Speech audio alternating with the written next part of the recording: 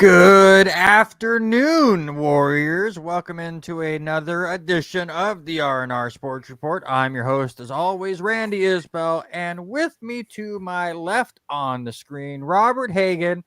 And Hagan, I just got to ask, man, have you recovered from the AVISTA Holiday tournament yet? Oh, it was a busy tournament. I don't think I said more than about maybe 100 words on Friday. I was just kept That's to myself, needed it. said nothing hardly. It was crazy. You and I were just Mm-hmm. talking 21 of the 22 games at LCSC. I took 2 halves off out of You're 2 days. Didn't even lazy. take it. Didn't even take Absolutely a. lazy. I know. I didn't even take a break on Friday. Other than to get a water, and that's about it.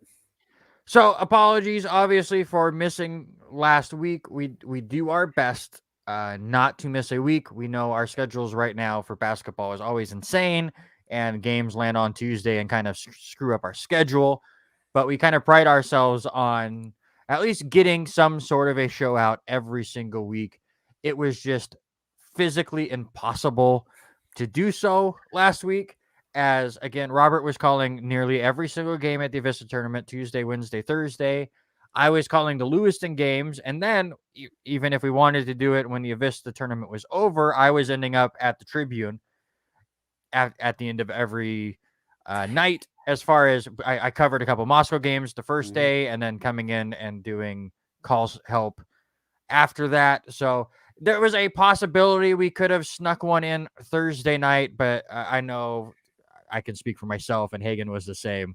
We were so exhausted at that point, and the show would have suffered.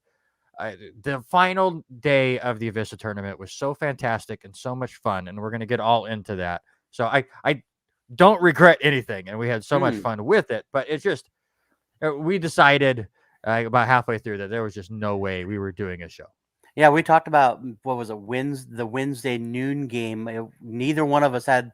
Mm-hmm. I had coverage just in case, and you didn't have to cover anybody. We thought, well, maybe we'll Yep. run upstairs to the conference room, set up really quick, and do a game from just outside the activity center. And it just, It just didn't boy, work. it just And that would have crazy. been like an hour show, and we would have thrown something together. But we are back. Thank you guys for hanging out with us through the week off. Hopefully, everyone had a fantastic holidays and a happy new year and did something fun. I watched a lot of football and basketball, obviously, with the tournament. But let's just get through what the rest of January is going to look like. So it's going to be off and on. So next week, Mhm. we will be back to normal. Tuesday night, 6 p.m. to 8 p.m. Pacific. We will be here live for you at our normal time. It'll be at home, so it'll still be our Christmas break version of the show. The week after that, so what is the 18th, 19th, whatever in there, we will be on Wednesday because Robert has a game. So we'll be Wednesday the 19th at 6 to 8 p.m., also at home. And then Tuesday the 25th, which is the last Tuesday of January, we'll be back in the studio live at 6 p.m. in our normal time slot at our normal location, having a normal show. And then February, question mark.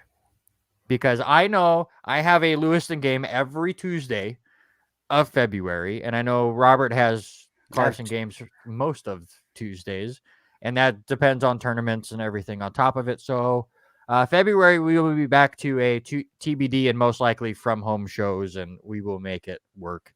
Just what happens with basketball season, and just what we got to do. So we will keep you up to date again next week. Normal time for us. Give you some games to watch tonight, which is different for us having it on a Monday night or Monday afternoon, so we can tell mhm. you what to watch when you're done listening to us talk for 2 hours. You got Monday Night Football, of course, Cleveland at Pittsburgh, 5:15 p.m. Pacific time. Last home game for Big Ben.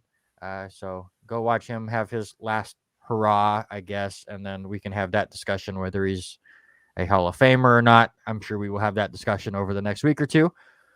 In college basketball, not a big slate for college basketball on Mondays, but you do have number 23 Wisconsin at number 3 Purdue. Good Big Ten matchup there. That's 4 p.m. if you want to watch that. NBA's got a couple of good games. You got Memphis at Brooklyn at 4:30, and Miami and Golden State at 7. And then for the NHL, there's only one game to pick. So your game to watch on the NHL is Edmonton at the New York Rangers because the other two got postponed. So which is the NFL or NHL thing right now. Out of those games, Hagen, which one are you excited to watch when we're done with this show? Give me the Big Ten. I'm really excited to watch some college basketball for a while, and I'll miss the start of the NFL game, but Purdue is just looking really good right now, and so I like the chances of what that ball game can bring. But I'm going to go with the upset. Bring on Wisconsin. They're going to upset tonight. There you go. The big prediction from Robert. I will say Miami will upset Golden State because I need it in our draft that we did a few weeks ago. We will update on that. Both of our drafts have gotten very, very interesting after our week off. On today's show, obviously, we're going to hit on all of the action that happened yesterday in week 17 of the NFL, which is weird to say that that's not the final week of the regular season. Yeah, I'm still not quite used to that.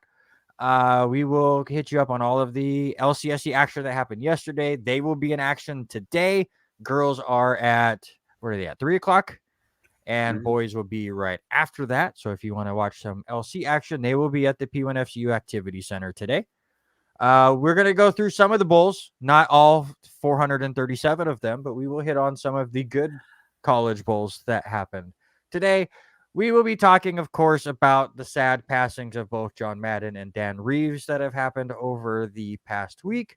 We've got our normal sports-related draft, which Robert was the one that picked this week. Give some time to sports that don't get enough airtime. Robert will give you this week in history, and of course, he will then stump me into the ground with his trivia question. But first, sir, we've already mentioned it. We've already talked about it. Let's break down the 9th Annual AVISTA Holiday Basketball Tournament, which took place last week, Tuesday through Thursday. And your winners, both first-time winners, right? Mm-hmm. Yes. I was blanking on Post Falls. They lost in 2019 in the finals to Walla Walla. That's what it was. Yep. So Post Falls wins the girls tournament. Lapwai wins the boys tournament. Both teams did defeat Lewiston in the finals. Both games were very, very entertaining. I thought the girls game was a great back and forth affair. Post Falls wins that one by 8. And Lapwai had control, I think, of the boys game for the most part, but they could just not put the Bengals away till kind of halfway through the fourth quarter. Then it really felt over. But again, what do you say? 22 games happened at the Activity Center over 3 days. You were there in person for all of them, working for most of them. Just thoughts on the overall experience first. You know, it was nice just to get back into that environment after not having it last year. But I think for me, it's seeing the growth over the last few years. You know, from when that tournament was just a 4-team, 4 girls teams and 4 boys teams, and around almost like a round robin feel, to now it's grown to 8 teams on both sides and all that. So it's nice just to see the growth of it and where it is, where it's become. It's just, and the support, I think for me, has to be the support of all the local teams is, and they follow all of them. I mean, there was a lot of, and we talked about it. There was a lot of us wanting to know about this Annie Wright team. A lot of us wanting to know about Soda Springs on the girls' side. Soda Springs comes up from Southern Idaho, and then also having Annie Wright come over. I felt bad for Annie Wright. I did talk with the coach for Annie Wright there on Monday, just before they took on the Clarkson Bantams, and 2 of their main guys not able to make the trip over because of COVID. And so that does explain a lot as far as they struggled a bit offensively in this tournament compared to what they were putting up. So that makes a lot of sense. I want to bring up Annie Wright real quick, and not to dog on the kids by any means, but I just have to bring up the ending to their game in the second round. Who were they playing? Was it Clarkson?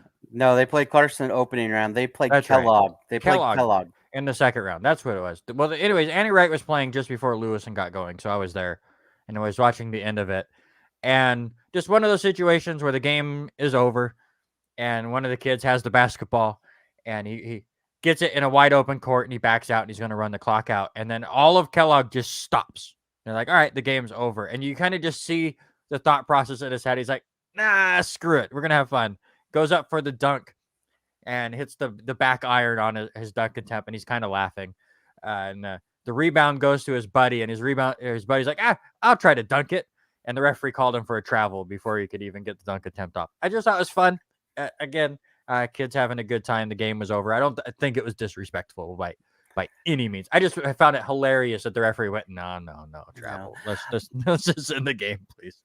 No, I mean, overall it was a great tournament, and we had great numbers for all of them. Not just Lapwai and Clarkson. Oh, Lapwai numbers were ridiculous. Lapwai numbers are always ridiculous of how many people are there, but seeing the numbers of even watching Soda Springs and the Grangeville turnout, great Grangeville turnout, even though on Thursday the boys game got canceled because part of the team had went back home instead of staying in Lewiston, and us getting dumped on snow. Yeah. So I think for the basketball community and listening to Mr. Sabota, and I'm talking Bob Sabota, senior, just the community buy-in of what this tournament has brought to the community, not just in revenue, but in as far as it's a basketball community. Yeah, we love our football during, early, but there's just something, you can go to any gym in this area and be crazy, any game, any given night, and catch a great game. Now, I do have to say, and you can go listen to the Time Spent Poorly Sports show to get the full take on this. But and by the way, thank you to Derek for giving me a shout out on that show that they had on Saturday. But I kind of disagree with one of the takes he had on their show, where he kind of said it was weird that you see so many people in the area that have no affiliation with the high school showing up to watch these games, where there's no parents or aunts or uncles, or they don't work there. And I think he was mentioning a lot of the Lapwai show. He works for them, and he's a game manager for, I think, the girls side. So just seeing how many people show up that don't have affiliations. Listen, like, for one, especially with a small town like a Lapwai or a Grangeville or several of these other teams, whether they make this tournament or not, there's not a ton of entertainment you're going to have other than the high school games. You show up for that. But on top of it, just to be one of those players out there, especially when you were playing a Lapwai, when the entire town showed up for these Avista tournaments, and having the biggest crowd you've ever played in front of in your life there, cheering you on or booing you or however it is, has to be the coolest experience ever. So we've said it multiple times on this show. I want to see more people that are not affiliated. They don't have a student, in the school or whatever. Just go to the game and support the local sports, because it's such a good time. It's such a great experience for the kids to go out there. And I think we had Taco on 2 weeks ago before the tournament. I thought he put on a fantastic tournament. Obviously, the turnout was great, but it ran so smoothly. The turnover between the games was nearly flawless every single time. It helped that no game really went to overtime or got delayed or anything. I was a little worried. Worried game number one of the tournament when Grangeville thought they were the away team and they were the home team. So we had to pause the clock for 5 minutes so they could go into the locker room and change. So we were delayed on the very first game of the tournament. But other than that, I thought it ran really, really smooth. And again, the support we saw for those 3 days, top notch. And I applaud everyone that showed up, especially on Thursday after we got completely dumped on with snow. I was worried that the numbers might be a little down. And even showing up to watch a couple of the third place games, that place was packed. It was fantastic, and the atmosphere was great. So I applaud everyone that showed up and supported their schools and just other schools that were there for the tournament. Yeah, I mean, you look at Moscow. Moscow came down and were quite competitive too. Hmm. And you look also at Richland. I mean, Richland came over for the girls' side. They traveled quite well. They had probably close to 20 or 30 in the stands just when their game. Same Yeah. with Post Falls. I mean, Hmm. and Post Falls, I'm let me tell you now, Post Falls, I think is probably going to be a team to be reckoned with Hmm. in as we will get. I think you will get to see another I'll see chance him to on see them Friday. on Yeah. Friday. Yeah, I think I have a game that night, but if not, I'll be going up and watching Post Falls again. I mean, they're Yeah. just they're They're they're go they're very really deep. good to see. Yes, deep on the bench, and able to come up there and do it, but. Yeah, You they know, Post Falls has a girl, Caprice Sims, who had a mhm. ridiculous tournament. She won the player of the tournament, I do believe. Lewiston did a great job of slowing her down. I think she had 2 points in the first half, 10 in the entire game, and even then, they had so many extra role players behind her that they were able to still win that championship. So it was absolutely great. Before we get into the breakdown of the two championship games, I got to ask: is there anything that you would like to see done differently, or improved, or changed, or tweaked as far as the tournament format? Yeah, the one thing that I enjoy the most, and I wish that we could do it and maybe it's finally that you and I get to see it from a. I'm not going to call myself a writer or a reporter, Hmm. but from a person that covers the games and that kind of stuff. I'd love for these teams to come in a day early and have Oh yeah, like an hour press conference or something like that because or even just start day one a little later yeah, and I be able to mean do that in the morning. It would just be, again, a really cool experience, I think, for the kids to have a few of the local media people grill them yeah. for a minute or two, and I think it'd be really cool. And speaking of media people, I have to also shout out Trevin, who I work with the Lewiston Tribune. That boy, I mean, you worked your ass off, but Trevin was all over the place. He covered all four semifinal games and Mhm. did stories for all four. He did both championship games on top of a few games on Tuesday.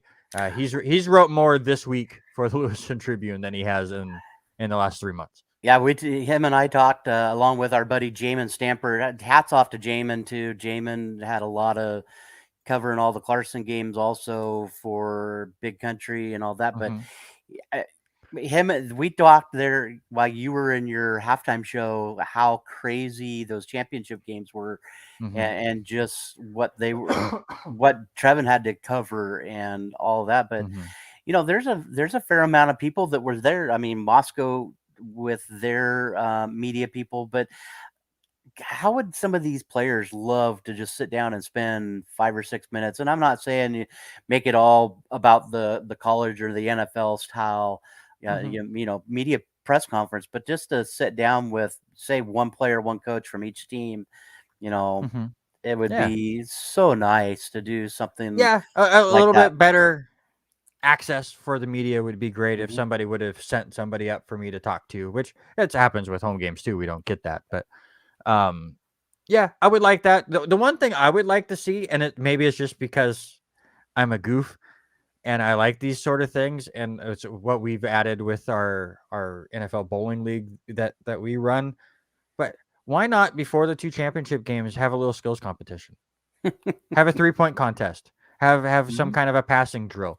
Just a little hour cut in between the third place games and the championship games where kids can show off their skills and goof around. Again, the crowd's so great. I think the crowd would be into it.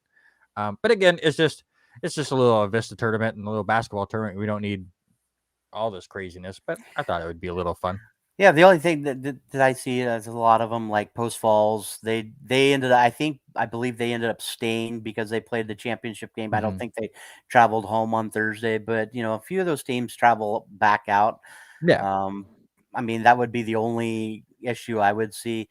It'd be cool to have. I Oh yeah. know chatting with Mike Tatko there, we did talk about the idea of possibly getting figured out how to stream all the games. Yes, How that do would how be big. how do we get one of the radio stations or a company to stream them or pick up the entire thing, stream the entire tournament, and sell advertisement for it. I mean, that's a whole nother realm, which we plan on talking about. It's kind of cool that I've kind of gotten thrown into, and I don't mean thrown into it, but how I've been included in, running the brackets, being part of things going on. So I'm hoping that's one thing we bring up at our post meeting here. I'm hoping in the next week or so that we sit down and chat and just and reflect on what's happened. That would be really big. All right, let's get into the championship games and first start on the girls' side where Lewiston did lose to Post Falls 56-48. Lewiston had a great run of really close games. They barely beat Grangeville in the opener 52-48, and then you brought up Richland making the trip, and the Bengals win that one 48-45. All of the girls' games were fantastic for Lewiston. They do lose in the championship, which I want to say it was our fifth or sixth appearance in the finals. They won the 3 straight, like 2014 through 2016. I'm trying to say off the top of my head, but they haven't been able to win since. But that girls team continues to improve. They really struggled last year, only won a handful of games, and are now turning it around 500 on the season and just getting better and better. I like that they're getting more of the outside play going right now. But Katie Wessels, of course, had a fantastic tournament. She had 22 points in the championship. She averaged about 20 for the tournament altogether. Annika Uren ended up with 11 points in the championship game. She was named to the all-tournament team. I do like that every team gets represented on the all-tournament team. So every team picks one representative there. So that's kind of cool. So it's not just here's 3 people from one finals team and here's 2 people from the other finals team and everyone else gets left out. But just your thoughts on the girls' championship game.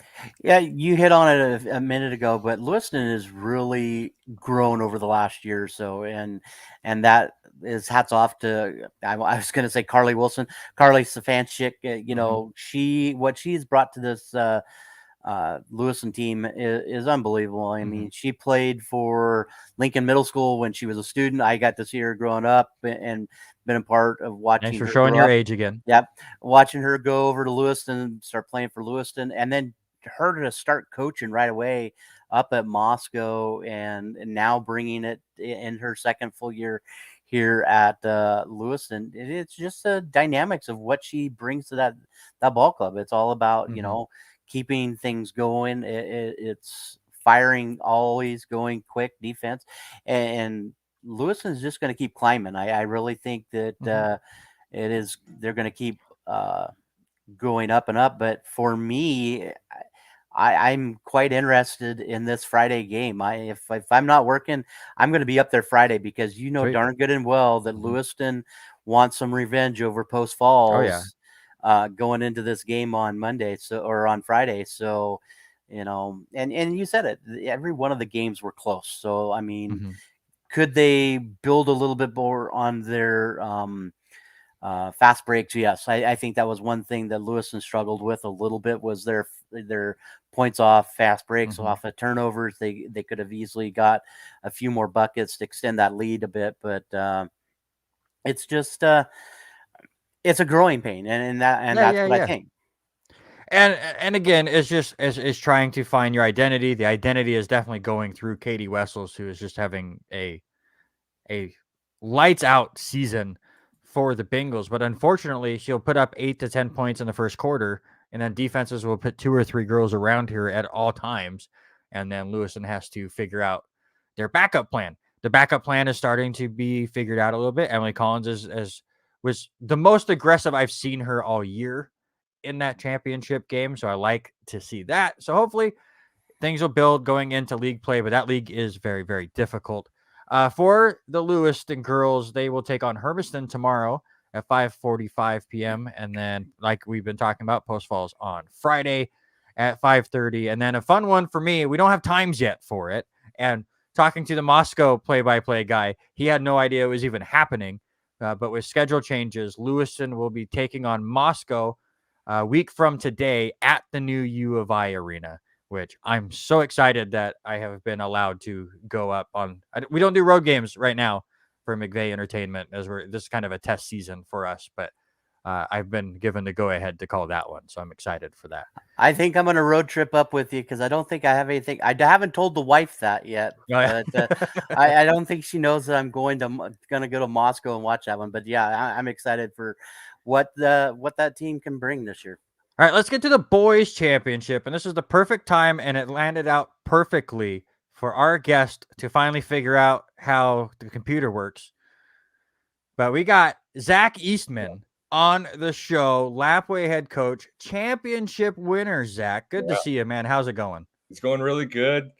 Just last night we had an open gym, so it was kind of nice just to talk about the tournament, and then kind of a big week for us this week, starting off league play. So it was a good way to end 2021. Now we just got to get ready for 2022. So we've talked a couple times. Excuse me, when you're calling in scores for the Tribune about how you have built your non-league schedule and taken on every 5A team that will have you, and you've just beaten them all because the team is so fantastic. How has it been to not only put that test to your players and then for them to respond the way that they have? I mean, it's been a great time. I've been with some of the same boys now for 3 years. So now it's finally like we've always wanted to play bigger teams. This past summer, we played Lake City. We were playing Centennial, Boise. Like we were the first team in College of Idaho tournament to actually put a small team with all the big teams. So that was pretty exciting. So we knew that teams and people would start playing us now finally. And so now that we're going right now, we are overachieving right now.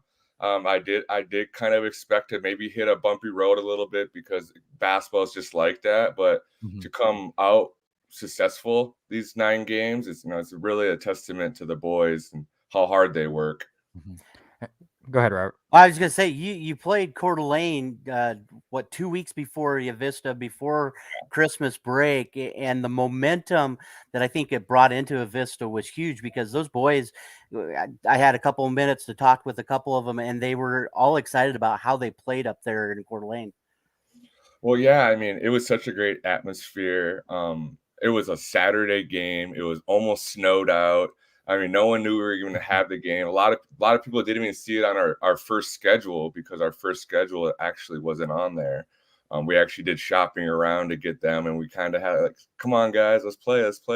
And they finally accepted the game. But I mean, the number one thing about that game was just the physicality, and we knew that they were going to be bigger than us, and just see how you respond. And it does help when you make over 10 threes in a game. That does help.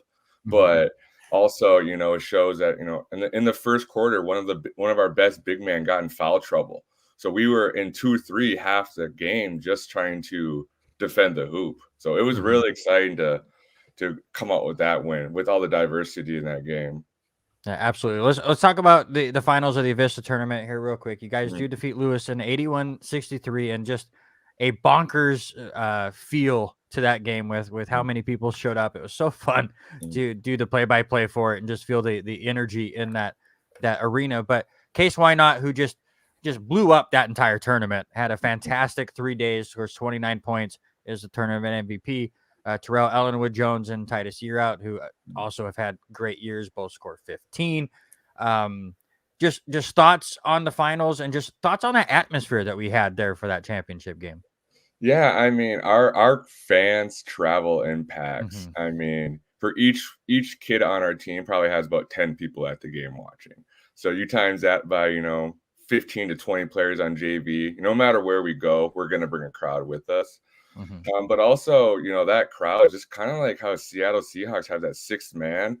Like, we know wherever we go, like, it feels like a home game. Like, we don't feel like we're at somewhere or there's no. Everywhere we've gone, they come. So it's really easy to. Come on, internet, work with us. We might have lost Zach there for a second. Darn it. Well, while we try to get Zach back here for a minute, and I don't know if you need a... Oh, there he goes. Oh, he popped back on. There we go. Zach, you still with us? Here we go. There we go. Yeah, I'm still here. Internet sometimes. So yeah, you were talking about home game wherever you go. Oh, son of a. Robert, your thoughts on the crowd? I don't know, Yeah, man. just We know. Okay, we've all, there we go. This is we're stupid. good now. I possibly. And one thing I notice is they travel quite well, the same as what Clarkson does. It doesn't matter where they're at location. They've got a group that's always following them, and have for many years. There's so many people, players that represent the area that came out of the Lapwai area that it's crazy. When you talk about Lapwai basketball, you talk about the Ellenwood family, you talk about the Sabota family, and it just runs deep and with all of them. As it looks like he's going to jump out and jump back in here, but yeah, Give it a good shot. so Internet sometimes, just does, especially with all the snow and stuff going on. Just it's a mess. Let's see. Take two. How's it going, Jack? There we go. So we talked a little bit there before you went out that how well they travel, but we talk about the history about the people that have come from Lapwai, the Ellenwood family, huge. You say Lapwai basketball, you talk about the Ellenwood family. Same with the Sabota family, Bob Sr., Bob Jr. There's just something about the Lapwai community. Mm-hmm.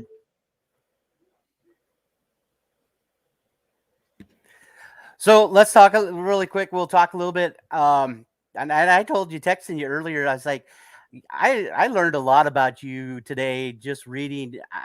You took the job in 2019. You're originally from the Crow Nation, the Crow tribe, and from North Dakota and Minnesota. Yes. Talk a little bit about your early years. So yeah, I played Division II basketball at Bemidji State, and then I played for my final 2 years. I actually went to Haskell Indian University, which is in Lawrence, Kansas. It's the NAI school in Lawrence, Kansas, and that's how I knew a lot about Nez Perce, and I knew about over here. So after my collegiate career, I came to Lewiston area, and I ended up finding into coaching. I actually started refereeing around the Lewiston area, basketball refereeing a lot. And so actually a lot of the kids that I coach, the Lewiston team that we played, I reffed them when they were little kids. Mm-hmm. So it was kind of cool seeing that. And then also my dad was a college basketball coach for 30 years. So he coached women's for the first 10, and then college women men for the first 10 and women for the next 20. So I've just been around the game my whole life.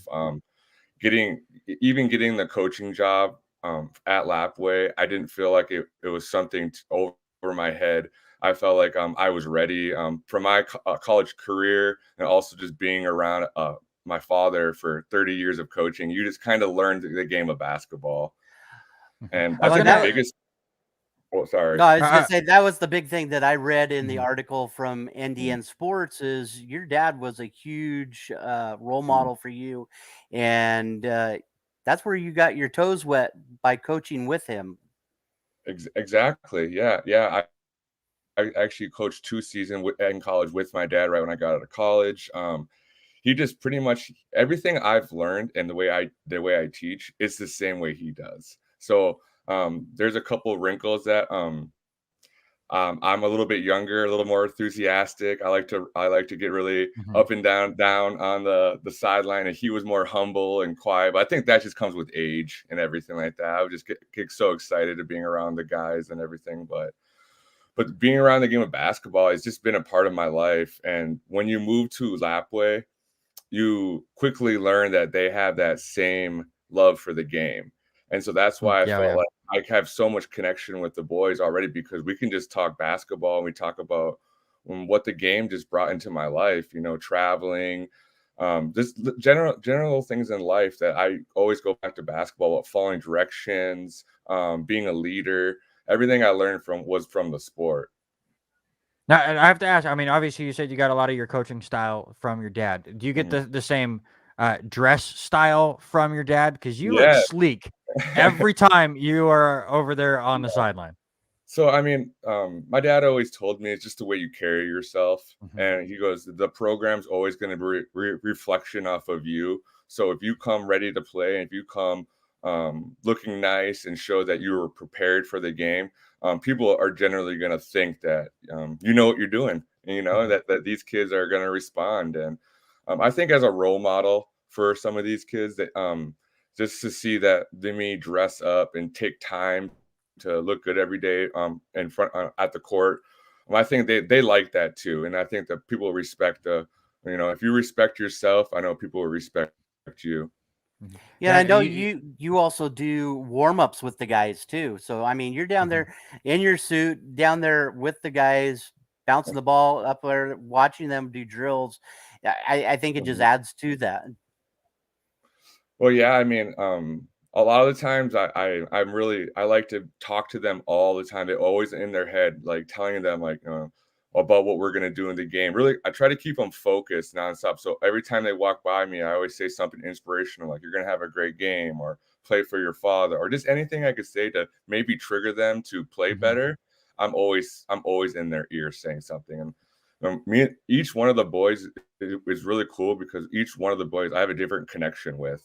We text every day. We all have our own a diverse connections, which I think that brings a lot of dynamic to the game because I feel like they use my energy on the sideline and they portray it on the court.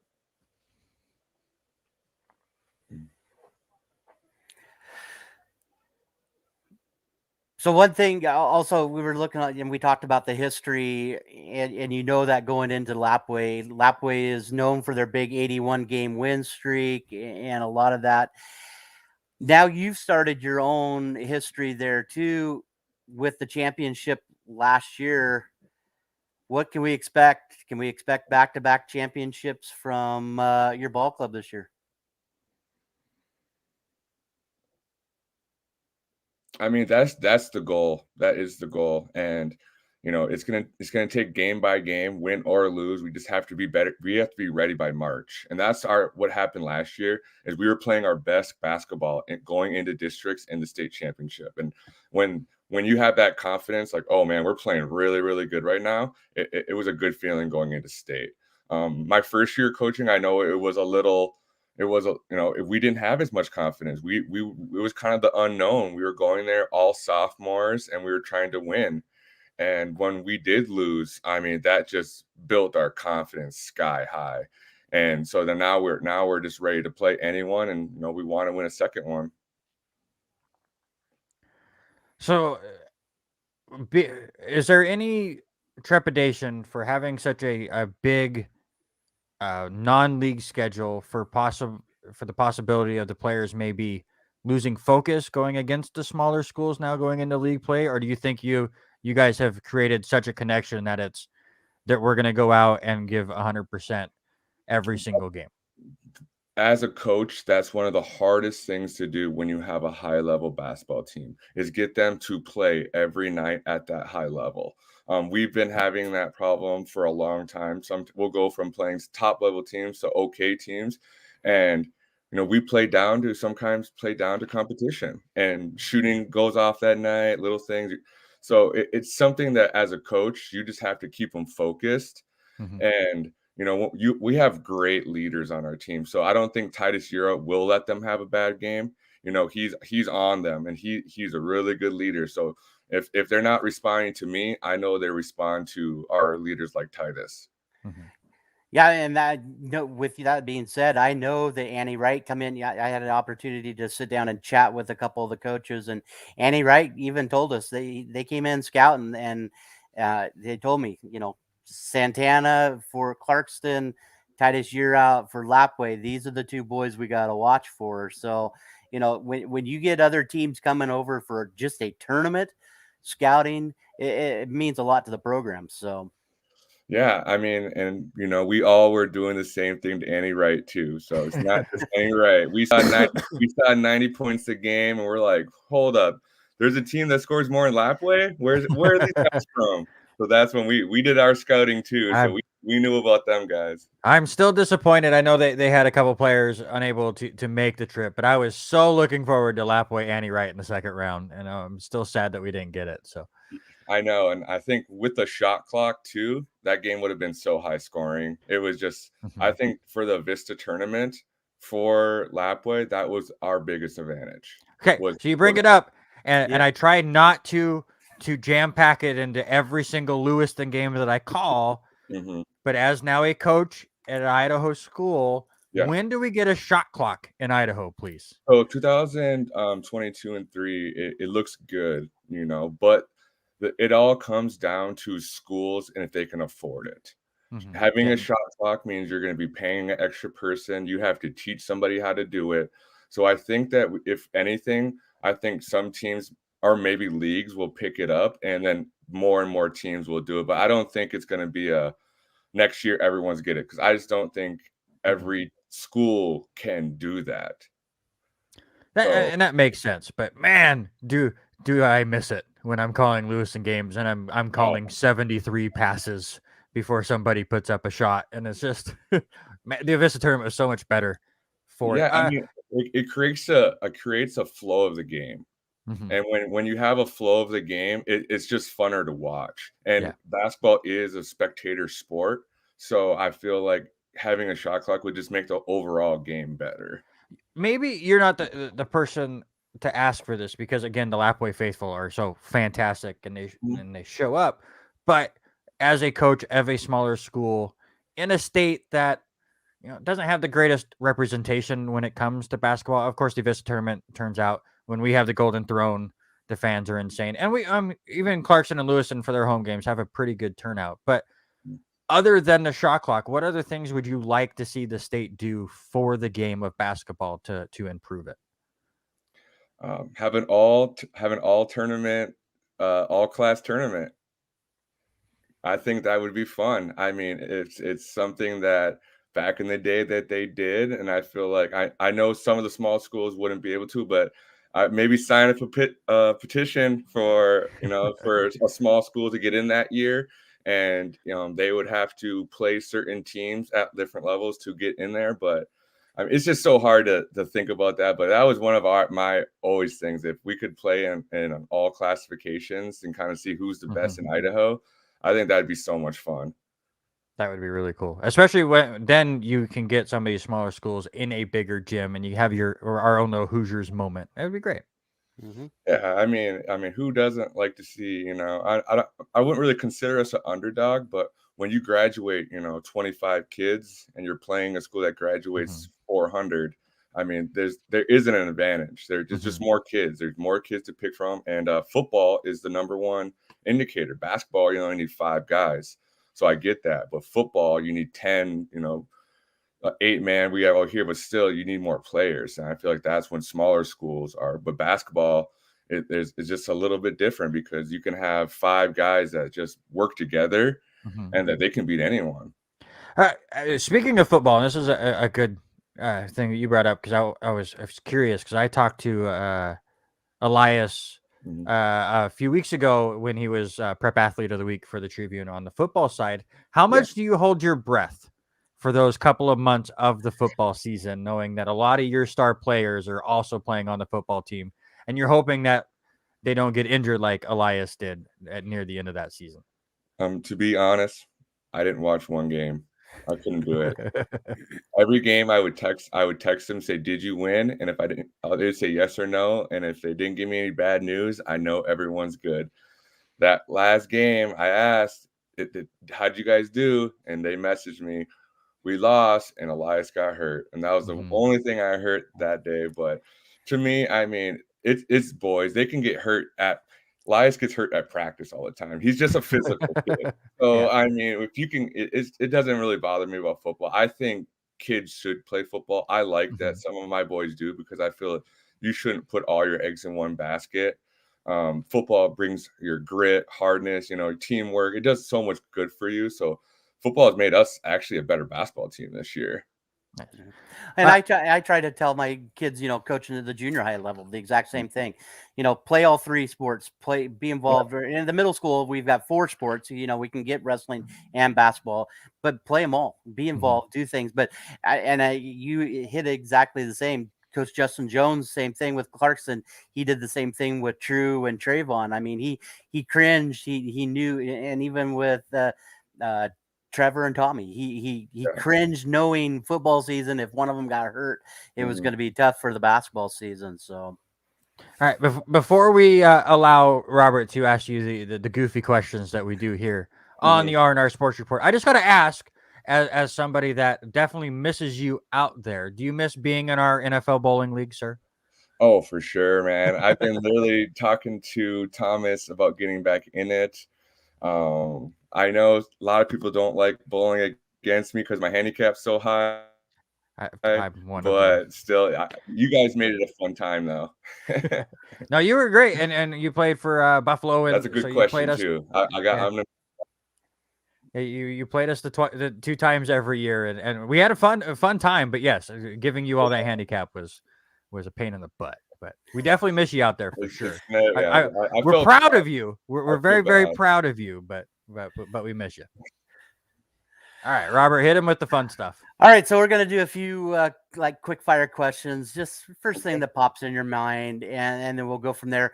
If you could host a talk show, who would your first guest be?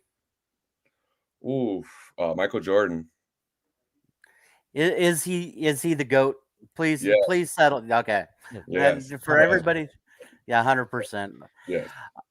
Okay, so which household chore do you dread the most? Dishes. I like to cook, but I don't like to clean. That's kind of how I feel sometimes. How about your biggest pet peeve? Talking with food in your mouth.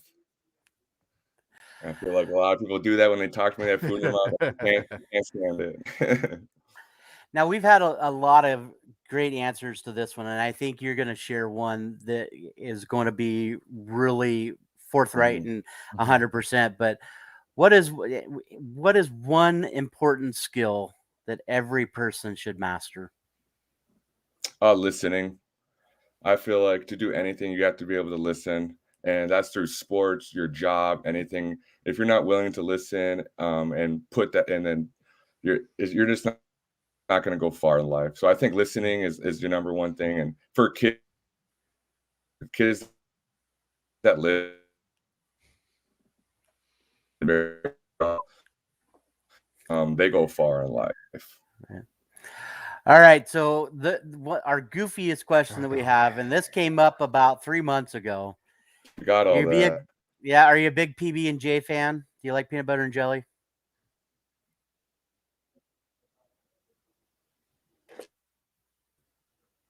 I'm kind of losing you. Yeah. What was the question? I couldn't hear it. Okay. So are you a big PB&J fan? Do you like your peanut butter and jelly? Okay, I can hear you now. Are you a big peanut butter and jelly fan? Oh, for sure. Okay, so what is the ratio of peanut butter to jelly? Always more jelly than peanut butter. I like sugar, so I'm always going to go more jelly than peanut butter. I think that's a first on our show. We got our first jelly guy. I like it. Yeah.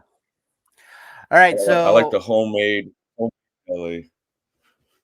And there's a ton. If anybody is familiar with Lewiston and Lapwai, there's a ton of blackberries. It's probably got to be blackberry jelly, right? Oh yeah, that or huckleberry. I like them a lot. There you go.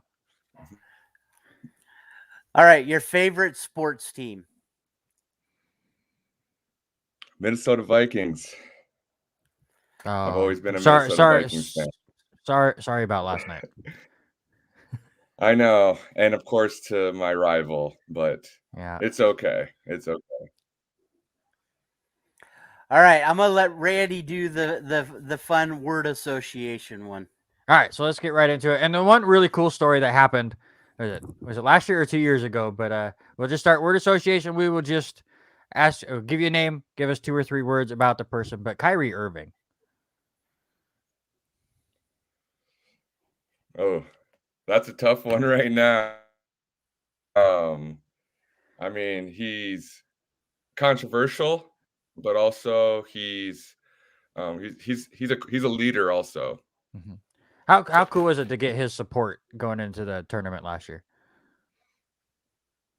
I mean, that was just something that was so unexpected, and then it just didn't happen once. He was actually calling us like the whole tournament. So a lot of people don't think it was just like this. Oh, this he just did this one video. No, he gave us messages personally that he didn't want us to give out to everyone too, which That's I thought really was cool. even cooler. Like he was like, "No, this is just for you guys. This isn't for. I know I want to make sure that just you guys hear this." And I thought that That's was awesome. so cool. Yeah, All right. That's How awesome. about Cross Taylor? lights out shooter, lights out. Yeah, we saw that last week. That's for sure. AJ Ellenwood. Gets every rebound. I mean, he's a knack for the ball and gets every rebound. How about Case Why Not? He's a stud. He's just a stud. He's that's my one thing about him. He's just a stud, and he's only gonna get better.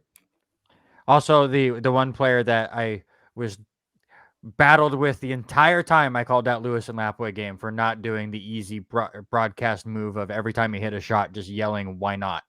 And just Why I not? held off. I held Yeah, off. But man, it was in my head every time he made a shot, and he made a ton of yeah. shots on No, for Thursday. sure. That's a good one too. I like that. Titus, you're out. A leader.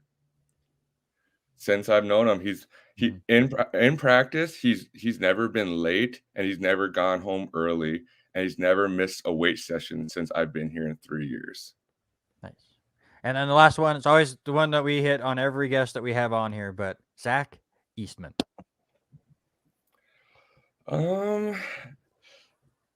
would say motivational. I set goals, and I tell all my players to set goals, and I like to achieve things, and that's the way I operate is I set a goal and I try to work for my goals. If that's physically, mentally, or if it's actually staying in my life, I just do a lot of different goals. Well, it's definitely working for you, especially the last few years. And Mike Tacko did message a few minutes ago, said, love watching your team and your bench coach. So Mike Tacko, obviously the Avista sponsor of the tournament, and he helped run all of that. And I totally agree. It was so much fun. I was able to watch 2 of your 3 games over this tournament, and it's just been fantastic to watch, especially from knowing you from the bowling leagues and now seeing where you're at. It's absolutely fantastic to see, man.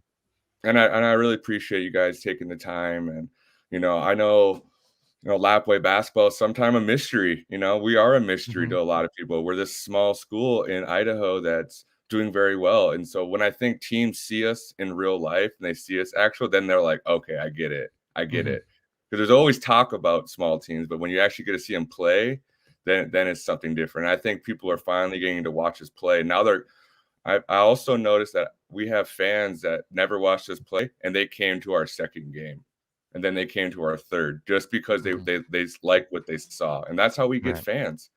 You see us once and you want to come back and watch again. For sure. And we will be looking ahead for the rest of the season and keeping an eye on the Wildcats for sure. So, Zach, thanks so much for hanging out with us and spending some time and dealing with the internet issues and still putting up with us after all these years. Awesome. And I appreciate you guys. Now I got to go off to practice now. People are calling me. They're like, we want to get in the gym. So duty calls. All right. Thank you so much. That's Zach Eastman, head coach for the Lapwai Wildcats, who were victorious in the Avista Holiday basketball tournament. Zach, man, thank you so much. Thanks, All buddy. right, guys. Take care. Have a good 2022. You too.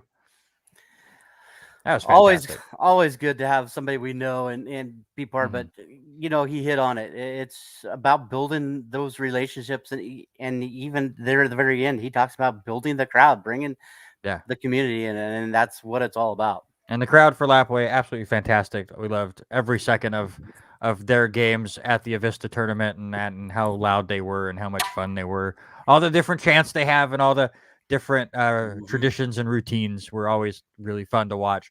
Real quick, just to finish off the Avista tournament and looking forward for basketball, we did not touch on Lewiston side of that tournament, James White finished with 16 points. Jason McArcher with 15. McArcher was part of the all-tournament team. Titus Yearout, also part of the tournament team, and we did mention that Why Not was the tournament MVP. For the Bengal boys, it's the same as the girls. Hermiston tomorrow, Post Falls on Friday, and then Moscow at the U of I on Monday. Clarkston had a surprising showing, I think, on the girls' side, but a decent tournament for both. Yeah, the girls kind of struggled a little bit trying to figure out who they were, and to draw Post Falls the very first game. Yeah. I mean, that's a tough draw. We've faced them before, but they come up just on the short end of that one by 10, 65-55. And then to face a team that we didn't know nothing about, Soda Springs. So, I mean, just wasn't able to get anything going. But on the game that we didn't get to see, one of the games of the 24 on the varsity side happened at a different gym, and they knocked off Moscow 55-35. Eloise Teasley named to the all-tournament team. And then you look at the boys' side, come out, defeated Annie Wright 62-50. Like we did talk about, Annie Wright playing shorthanded with two guys not even getting on the bus. I felt really bad because I was excited to watch that team and chatting with the coach. He was bummed also, and then ran into Lapwai, and we knew that game was going to be an interesting game, and it was. Even though the score doesn't represent it, they played extremely tough against Lapwai, and they ended up with a loss 76-52. And then come back and knocked off Moscow 67-54 on Thursday. Xavier Santana named to the all-tournament team there. Games tomorrow at the Coop inside Kramer Gym. We'll take on Southridge tomorrow. Girls at 5:30, boys at 7 o'clock. And then on the road next Tuesday to Shadle Park. So there you go. And by the way, you are listening to the R&R Sports Report right here on Facebook and YouTube. We will be back in studio and on KLCZ 88.9 in a couple weeks for 1 week, and then February hits, and then we will see. But I just have to say, not only was the interview with Zach very entertaining, and the guy is absolutely fantastic and inspiring, and what he's doing with Lapwai is fantastic, but you know what? We just went an hour of local sports. And when we first talked about this show, this is exactly what we wanted to do. So I'm very, very happy with this first hour. Hopefully, obviously, we're at a different time, so we're not getting the same traffic that we were getting from our normal live show. But hopefully, with people watching later on in the week, hopefully they are happy with that direction. And I want to do that more. I want to have more local sports for sure. But very, very cool. Thank you again, Zach, for hanging out with us for the 25 minutes you were on, even though his internet was trying to kick him off every 5 minutes. And again, the Avista tournament, thank you so much to Mike Tacko for continually putting that on. It's other than the Golden Throne, it's my favorite sports event of the season. And that includes the NAIA World Series, which I'm a baseball guy and I absolutely love it. It's just jam-packed 3-day event of basketball. It's so much fun. And it just runs so smoothly, or at least it looks like it runs smoothly on the outside. I'm sure people are scrambling at times, especially early on, but it goes so well. So I want to thank Mike for putting on that tournament and allowing us to hang out and watch a lot of local sports and getting some schools in the Valley that we just don't normally see. So let's move on to the NFL, and it'll be a little bit shorter now because we were supposed to do this a half hour ago, but we've been having fun with basketball and Zach. Week 17 happened. It's still going on. We have one more game tonight, which kind of has playoff implications, but only if craziness happens. But we will see. It's Cleveland and Pittsburgh. I'm not that interested in watching it, but I still will because it's football and we're going to. But let's get into our homer headlines for week 17. And let's start with the sad Robert Hagan. Listen, for me, is we can't finish a game in December or now in January. It's just rough. 5-game skid now. We've had 11 one-score games, and it's been frustrating, We look now ahead against Pittsburgh, and I know going into this game, we're going to relive the whole do you go for 2 or do you go and kick the field goal to tie it up? It's just like You go I don't want to. for it. Yeah, the play call in that game in Week 13 with Pittsburgh was a heck of a lot better play call than the play call where you cut off the field for Huntley and you only have half of the area to go with. But you got to finish a game. You led the game to the final minute. The final minute, you were there the entire time.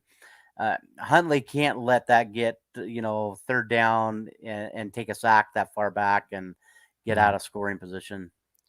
My homer headline for the New York Jets was a gutsy call, but the wrong play. The Jets dominated Tampa Bay, outplayed Tampa Bay for most of that game. They do fall to the defending Super Bowl champions 28-24.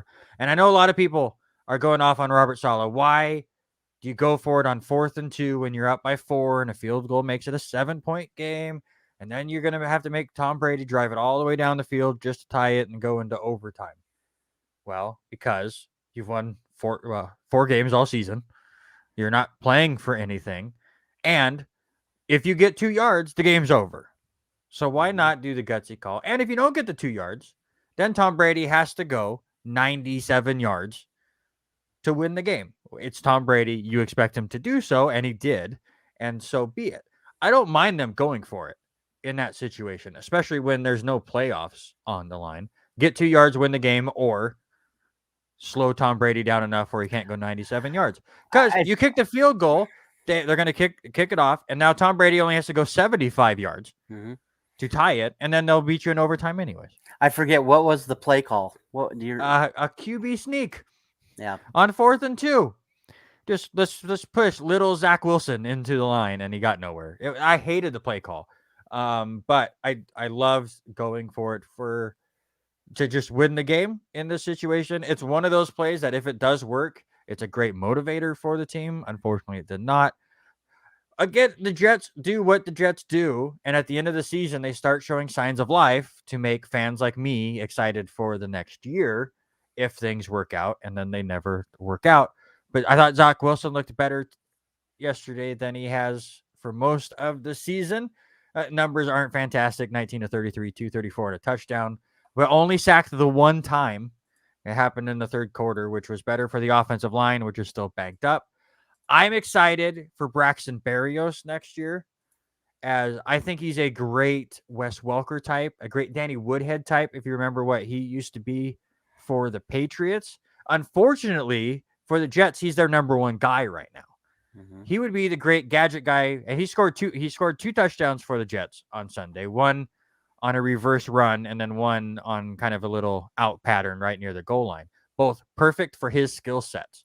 He's also great in the return game. He's had 1 or 2 kick returns on the season. But we need that top guy, which makes me really curious about the wide receiver class in the draft, because boy, would I love to have Jamar Chase right now with the Jets and Zach Wilson. So it'd be interesting to see if I've been saying cornerback, offensive lineman for the 2 picks for the Jets in the first round for months now. If there's a great wide receiver in the class, I haven't done my research yet. Maybe I want a wide receiver in the first round just to help with that, or a free agent. But I like the signs I saw from the Jets, but they don't get it done against the Super Bowl champions. And at the end of the day, that doesn't hurt my feelings too much. Let's get into the NFL news, and there's some interesting news today, including from the New York Jets game where Antonio Brown is shown just walking off the field without his shirt in the third quarter.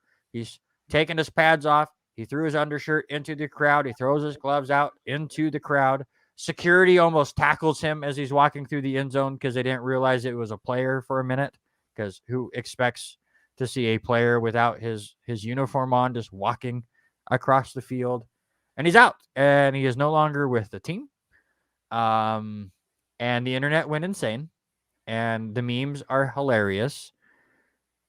And I'm going to get your opinion first, because I think mine might differ from yours. But your thoughts on the Antonio Brown situation? I think he has burned his last bridge. I don't think he ends up playing anymore anywhere. Who wants to take a chance with him? I did read an article early this morning talking about when Bruce Arians was with Pittsburgh, and he had to deal with that the first couple of years that Antonio was there before Bruce left and went on his way to do his thing in Arizona. And he recalls the way he acted in there, and it doesn't surprise him. It doesn't surprise him. And so when it came up to his conversation in the press conference afterwards, is basically bottom line, he's no longer a Buck. That's it. Let's move on. Yeah, almost the Bill Belichick approach to dealing with it. And hats off. I do disagree to the point of Tom Brady kind of defended him. I don't think he needs to be defended. Yeah, if he has issues, then that should have been worked out with the team, not in the middle of a game in front of how many thousands of people there, but to throw a tantrum, throw your jersey off. And you see in one of the clips where Mike Evans is trying to talk to him, and as he pulls off his pads, you see Mike Evans shake his head. He knew something was going to happen to the point of, I'm done. Okay, yes, if you were injured, that that should have been addressed a long time ago. Why aren't you in the tent getting your ankle looked at? I just don't agree with Tom Brady saying, we need to understand his situation at horse hockey. He's done this as a Pittsburgh Steeler. He's done this as a New England Patriot. Nope. So here's where I agree with Tom Brady. Partially, I think Tom Brady is defending Antonio Brown because he was the advocate for Brown to bringing him in. And of course, you're going to defend the person that you advocated for the whole way. However, while I do not condone anything that Antonio Brown has ever done, especially yesterday, he quit on his team. Yes, I've seen reports today that he told the coaches he was not going back out on the field because he felt his ankle injury was worse than what the coaches believed it was, and kept saying no, he wasn't. So they told from reports that I saw today, the coaches basically told him then get out of here. They're the ones that told him to leave if he wasn't going to play, which again, Antonio Brown quit by just not going out there. If his ankle was worse than before, who knows? But obviously the medical staff for Tampa Bay disagreed with his view of the severity. And like you said, it should not have played out there. But Tampa Bay is so shorthanded that I think they pushed to get Antonio Brown out there. He didn't like it. And we got this blowout. But for Tom Brady to say what he did, I believe it only for the fact that I feel bad for Antonio Brown because he looks like a clear-cut case of CTE issues. We've seen it in the NFL, and we've seen it with Junior Seau taking his own life. We've seen players murder other people, and then when they have their brains scanned, it's a complete mess. I don't think while Antonio Brown has been a diva his whole career, I don't think Antonio Brown has ever been the same since that perfect hit in the playoffs against Cincinnati. I truly feel there's things completely wrong with his brain now from that hit that is messing up his thought process. And I'm with Tom. I hope he gets the help he needs. And that is where I will feel bad for Antonio Brown. Obviously, what he did on the field, totally unexcusable, terrible move. I hope he doesn't get a job in the NFL again, not because he doesn't deserve one for his attitude, but because for his safety. I hope he just goes out and gets the help he needs, whether it's like psychiatric help for the brain injuries or any kind of medical things that they can do. But I don't think his brain is right. And I don't want that to sound disrespectful. I just think that's the way the NFL has to deal with things right now with concussions and brain injuries. And they're trying to improve on that. But I think his brain is so far gone right now that I'm more concerned for his health and his safety than I am ever worrying about him walking off or everyone freaking out that he needed 8 catches and 60 yards and a touchdown to get $1 million a bonus. And everyone's like, they threw $1 million out. I truly feel he was dead set that his ankle was more hurt than they were saying and was so dead fast set fast on that he was not going to hear any of it. And the moment he did not hear what he wanted to, he's like, fine, I'm out. And Antonio Brown is a diva and will do it in the most public way possible. And that's what we saw. But in the end of the day, I do feel bad for the guy. Yeah, I kind of agree with that. You know, that hit that he took from Burfict was probably one of the hardest shots that you will ever see in the NFL. So that then raises the question: do you start taking these players and having a preseason MRI test to I would love to see that. a mid-season test, a post-season test, and that is a requirement by all players to even be cleared to play. I think that would be a great thing to have along with lifetime health care if you play in the NFL, which is something I think veterans have been fighting for forever. The NFL has the money to do so, but they are pretty greedy about it, which most giant companies are. But yeah, I think that would be really cool to see as far as for a sport and a company that shouts off the rooftops about player safety and player health. I don't think they have that at the top of mind at all. And Antonio Brown is just a case in point. Let's move on. Another injury, which is disappointing. Michael Gallup for the Cowboys tore his ACL on that game on Sunday. I also think the Cowboys did come down to earth a little bit once they stopped playing NFC East teams. So hopefully Cowboy Nation is calming down on the Super Bowl talk because they will not be facing any NFC East teams in the playoffs. I know the Eagles can make the playoffs, or they have made the playoffs. I think the Eagles have clinched a spot, but I don't see the Cowboys meeting them in the playoffs. Let's get to some fun records that have happened with this week. Obviously, adding the extra game means records will break even easier now with the 18 games. But there were records that were set or just extended or crazy stats that happened after every team has played 16 games. How about Bill Belichick? He has now won 10 games in a season 20 times. That's just crazy to think, you know, it's going to come down to he's going to leave the mark of being probably the best coach to ever coach in the NFL, and he's going to leave on his terms. Whether and I believe it's going to come down to a season where he's going to be a 3-win season before he decides I'm done. I mean, I don't see Bill Belichick ever having a 3-win season. Well, I mean, he's going to have a pretty bad season, I think.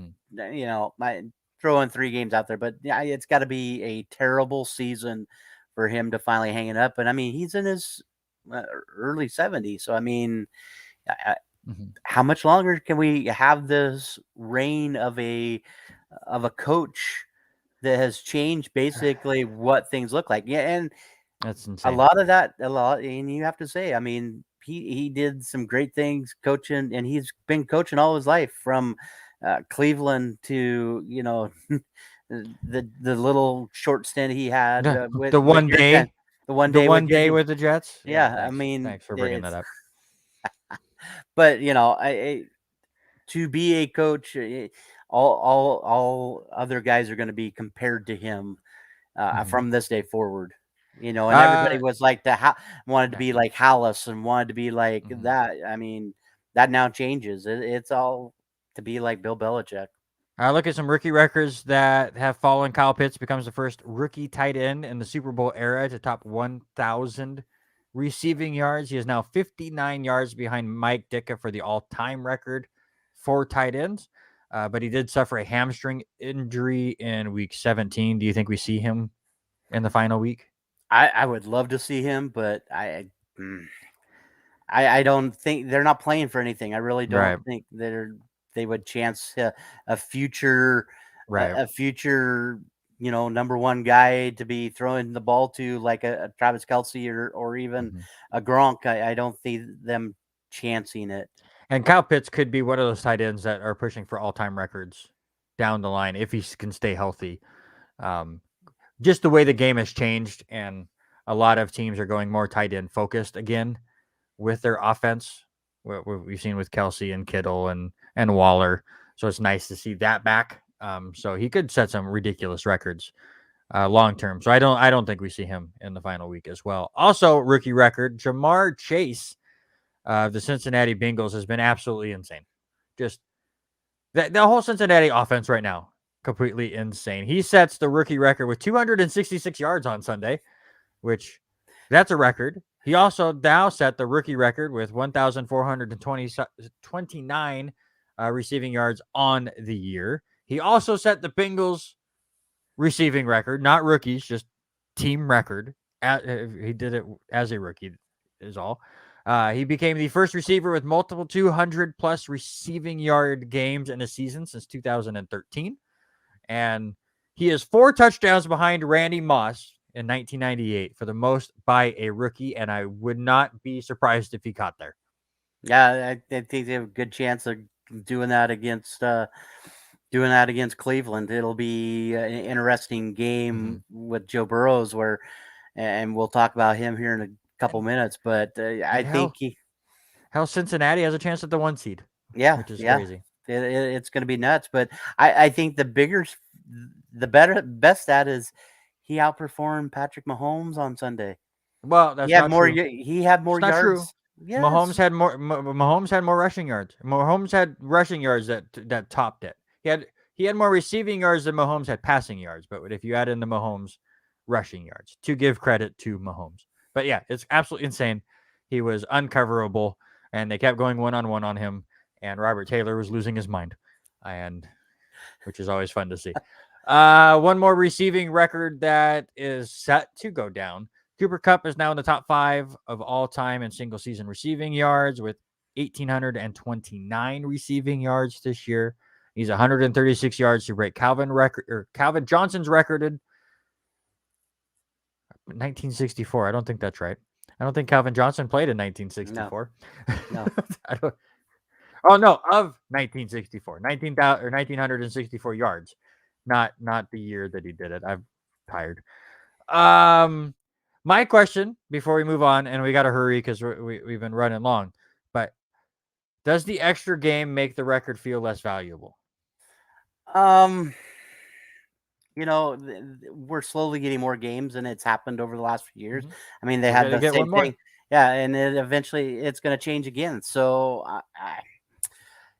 yes, it's kind of, we've had it, but it's going to constantly change. I mean, that's what makes this sport so much fun, is it constantly evolving. Things are just always getting better, always working to get something different. And so I think it'll be good for right now, but somebody will come along. We always talk about there's all that one person in a lifetime that changes the dynamics of the game. I think this is still one of them. So you did miss one other stat, though, another record that went down this weekend. What's that? What do you got?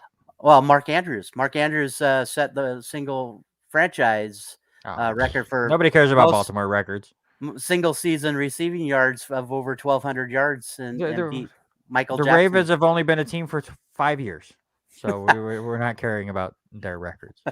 One last news note: Jalen Hurts nearly was squished by fans in a guardrail, leaving the stands. Kind of a scary situation that turned into a good-hearted situation with Hurts giving a bunch of hugs to the fans, and you see security guards losing their minds with the fans now with easy access to the quarterback. So again, it's a fun video to see now that you know that nobody got hurt. Kind of reminds me of an old Shawn Michaels move where the barrier fell right on him or next to him during an entrance. Go look it up. It's great. Let's get into it. Let's move on quickly to Randy's Believe It or Not and all our other fun stuff. So we will play the music that is totally trademarked, but whatever. Nobody listens to us, so we're okay. Believe it or not, all about the playoffs, minus one question I'm going to add in here. But real quick, Tennessee will win the bye week in the AFC, believe it or not. I'm going to say no. Just because of the way Cincinnati's playing, there's a strong chance that they can make it up in there. Well, all they have to do is Kansas win. City, yeah, if they win, they're in. But I forget who they're playing. Who are they playing? The Texans. They're playing the Texans. Titans get the 1 seed. Titan gets the 1 seed. Buffalo will win the AFC East. Winning in. New England is a winning in, correct? So no, Buffalo is the winning in for the division. But I think New England has a chance to win, and they bump up, right? No. I still think Buffalo, even the way they've played all year, up and down, I think they come in and win it. If Buffalo beats the Jets, they win the division. If Buffalo loses to the Jets and New England beats Miami, then New England is your division winner. Buffalo, of course, will beat the Jets. Las Vegas will make the playoffs, believe it or not. Justin Herbert, Mike Williams, I'm going to say no. Even though that game is in Vegas. They've won 3 in a row. I'm going to say yes. The Chargers have been so up and down this year. It's tough to figure out what kind of team they are. And also, I saw a playoff scenario before we went live that I want to see. If the Colts lose to Jacksonville, which is almost as likely as the Jets beating the Bills on Sunday, but if the Colts lose on Sunday morning, then if the Chargers and Raiders tie, then both the Chargers and Raiders make the playoffs. So if the Colts lose, I want to see the Chargers and Raiders go out there and just kneel it for 60 minutes and shake hands like a soccer match. They're like, we're not even going to try to score. We've already moved on. And tie 0-0, and they both make the playoffs. So there you go. That's what I want to see. The NFL would lose their minds if that happened. Arizona will win the NFC West. Wow, that one. So with that to work, San Francisco has to beat the Rams, and the Cardinals have to beat the Seahawks. I don't see the Rams losing. I just after the way they played, but Goff has to, Stafford cannot give up the ball. He gave away another pick six, his fourth of the year. He had 3 turnovers total against the Ravens. They should have lost that game, but I think they find a way to hold on, and Sean McVay moves on. I believe it. I think San Francisco playing for a playoff spot. They have to win to make sure they get in. They can get in even with the loss if the Saints lose, I believe. But a win to make the playoffs. Trey Lance looked decent on Sunday. We will see if it's Garoppolo or Lance in that final week. I'm with you. Stafford is creating too many turnovers right now. So I think the 49ers will beat the Rams, and I think the Cardinals will beat the Seahawks, and the Cardinals will win the NFC West. All right, the last, believe it or not, is from, I don't know if Eric Watkins is still hanging out and watching. He was over here talking about Ashes Test cricket or some crap when we first started the show. He is desperate to have us add cricket to the sports that don't get enough airtime. I've watched it a few times, and I haven't seen it back on ESPN or Fox in a while, but it's interesting to watch that ball ricochet off the bat. To quote one of the greatest 90s movies of all time, the Teenage Mutant Ninja Turtles, you need to understand what a crumpet is to get cricket, all right? And I don't know what a crumpet is because I'm uncivilized and I eat crap food. Just have yourself a cup of tea. But it was Eric that brought this to my attention the other day. It might have been even more than a week ago now. That there's an article out there that believes in, we'll say, the next 20 years.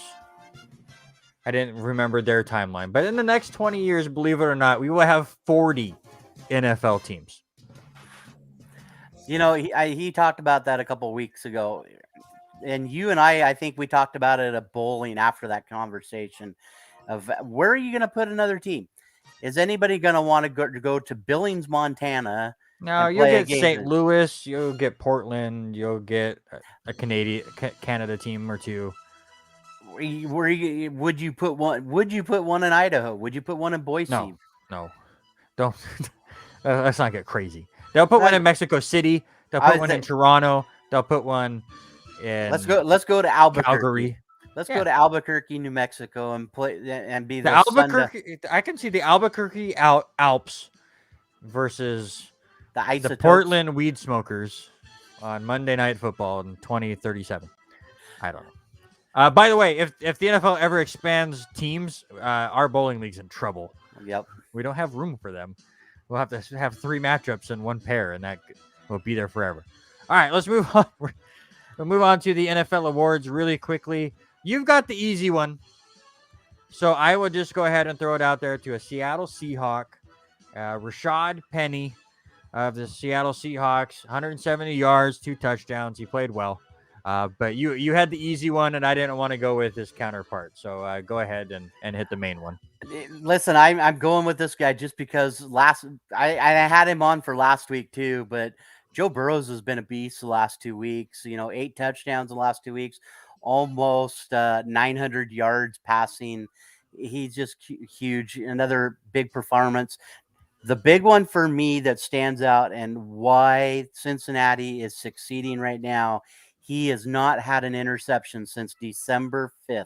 That's big. No turnovers for him. I'm scared of Cincinnati going into the playoffs. Give me your game to watch next week.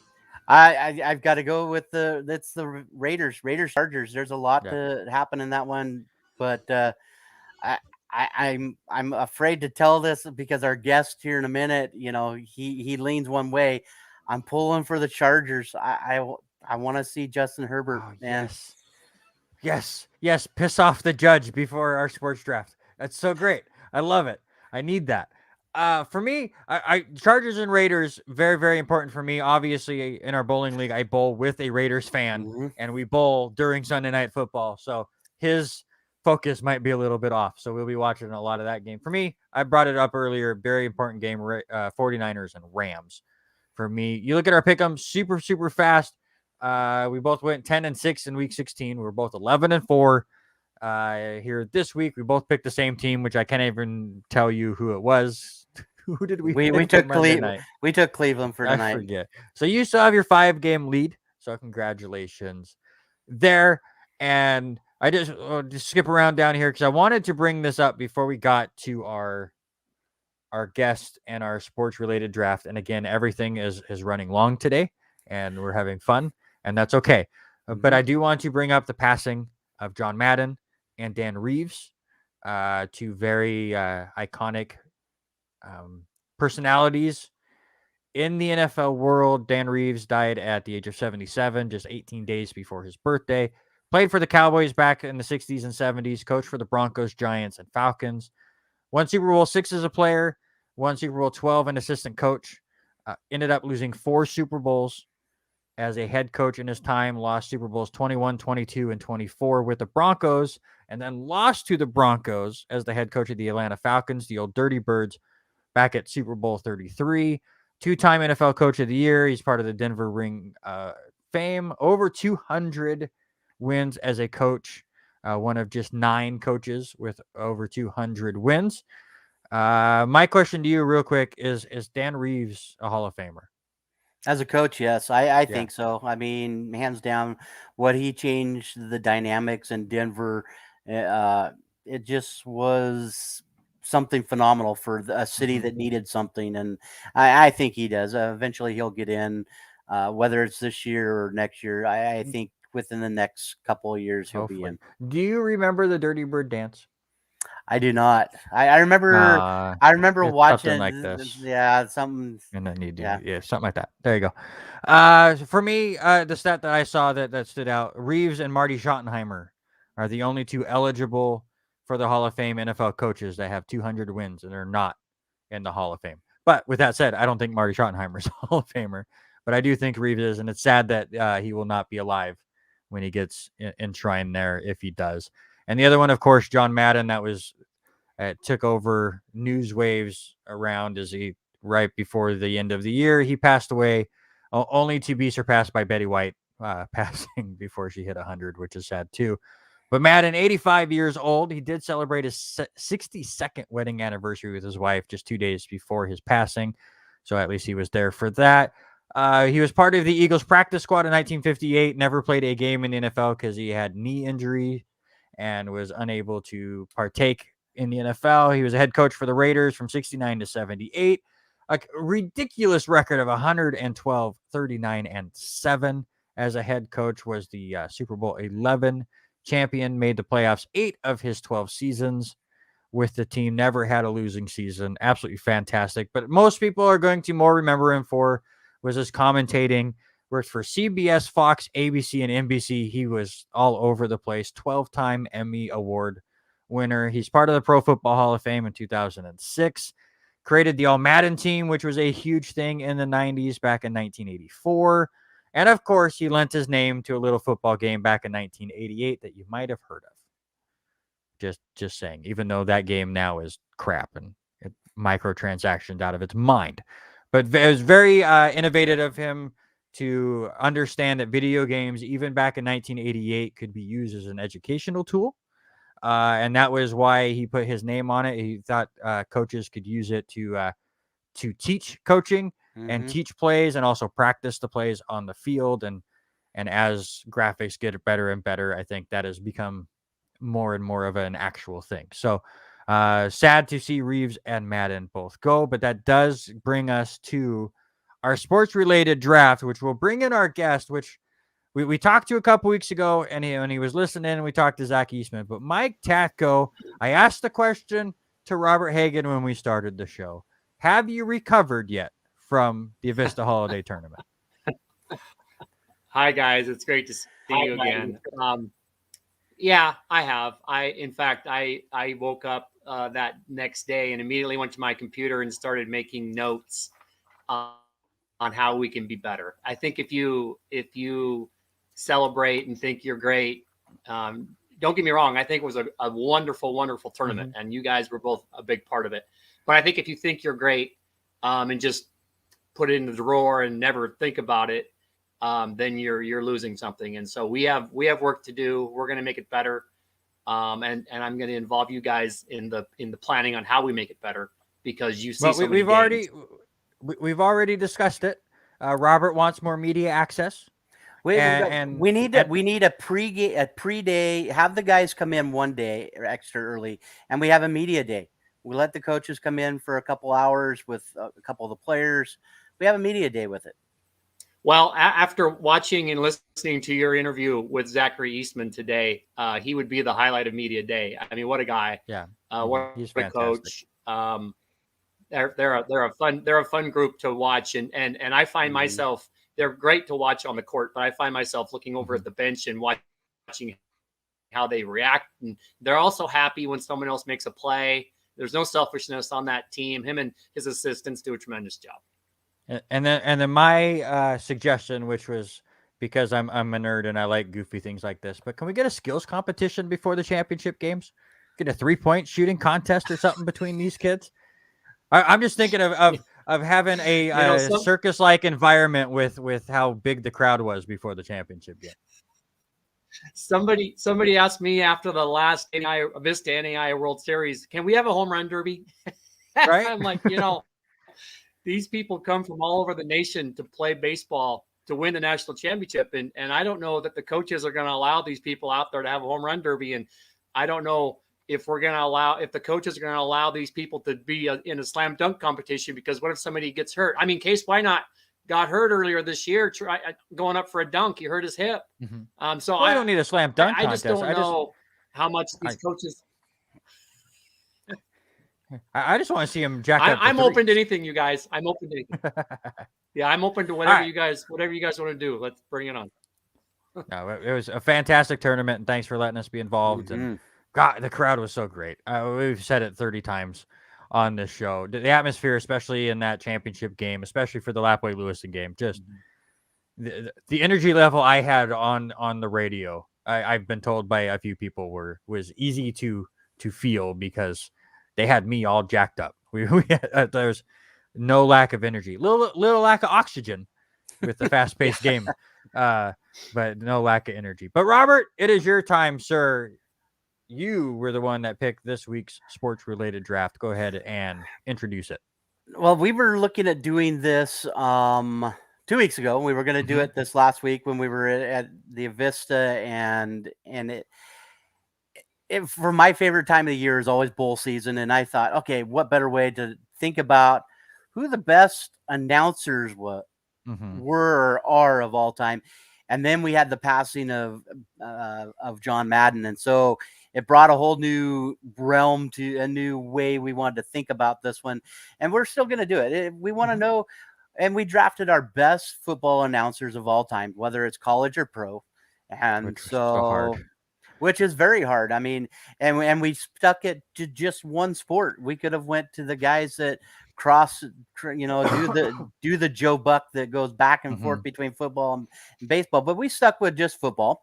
And so with me picking the subject, Randy gets the first pick. So Randy, your first pick, sir. All right, and it would. This draft was really hard to do, but the first pick was no issue for me at all. And all I have to say is, whoa, Nelly. Keith Jackson, 40 years at the booth for ABC Sports, just a icon for any football play-by-play guy. Just a mainstay on Saturday afternoons. You always turned into a Big Ten game with him over there at ABC. Just too iconic. And the fact that he's a WSU guy, which I didn't realize till we were doing the notes and stuff for the show, adds to it. But just one of those guys that I could just listen to call any game. I don't care if it's Michigan State, Ohio State, or I guess Michigan, Ohio State would be the better rivalry, or like an Iowa Northwestern game that I have zero interest in. I have interest in it because of Keith Jackson. So that is my first pick. And Robert? Yeah, I mean, nothing to argue about with that one. You know, when WSU even names a building after him, and that would have been my first one. You don't go into watch the granddaddy of them all without hearing Keith Jackson's voice. It's just not the same from when it was when he called his games. And ironic, his last game was when Vince Young in Texas was there in LA Coliseum. You know, it is a big one. So for me, and this was all you and I drafted this well before his passing, but for me, you took Jackson. I have to take John Madden. And it's not because of the passing, but he was an innovator. He was one of those guys that worked for every station. He did things, you know, he wasn't sure whether or not he was the perfect guy, and what he put into it, learning doing the telecaster. He brought football to Fox. I mean, Fox is what it is because of John Madden, and not because of the Simpsons or any of those things that when Fox first came out. It's because of John Madden. And so, you know, we say that name and we think video game all the time, but he was more than that. He was an innovator, and for that, he's got to be an easy second pick. And he's that guy that I just now wish I had the ability to just draw all over the screen real quick and say boom. But definitely a fantastic pick as well. Kind of a homer's pick with Taco down here. You picked the Raider guy, but we will see how this all goes. All right, let's go to the second round. And for me, I'm sticking college. I know he has dabbled with the NFL. He's working for the NFL or an NFL team right now. And yes, we are sticking to just the football stuff, but this guy has done everything from motorsports to the NBA to US Open to the Masters. But Brent Musburger with his college football calls as well. Absolutely fantastic. Probably the more down-to-earth pick we have on this group as far as his style. When we were doing this draft, I went on a YouTube wormhole, which I do constantly, of just listening to calls from different people just to remember. And I think Brent out of all of the ones that I listened to was the most that did not hide his allegiances, or if he had a rooting interest in the game, or some people would say money on the game, he was not afraid to root for one team over the other, which is a little different than what most play-by-play guys do. But again, one of those iconic voices that you hear. And because I want the brown nose right now, currently the radio play-by-play guy for the Las Vegas Raiders. So there you go. Jackpot, baby. Listen, you're not old enough to remember this. And I hate saying this, and Mike, I mean this in the best way possible. You and I knew him. At least I remember Brent Musburger as being the introduction to the CBS Sunday morning football. And he was the host of that. And so Brent Musburger has been around NFL, I think, a lot longer than you think. But that was where I remember him from, is him sitting at that desk with the Greek, and and Irvin and those guys. And so I Irv really Cross think, Phyllis George. Yeah, that was the NFL Today. That was like maybe the original pregame show. that was the one thing, and and CBS was the NFL at that time in the late 70s, early 80s. So I'm gonna lean. I got to go back to the pros, and I'm gonna lean Monday Night Football and give me Howard Cosell. I mean, Cosell just was that iconic voice you heard on Monday night. You know, it wasn't Frank Gifford or anybody like that, but you know, he knew his stuff. He kind of was right there, the center of what Monday Night Football was about.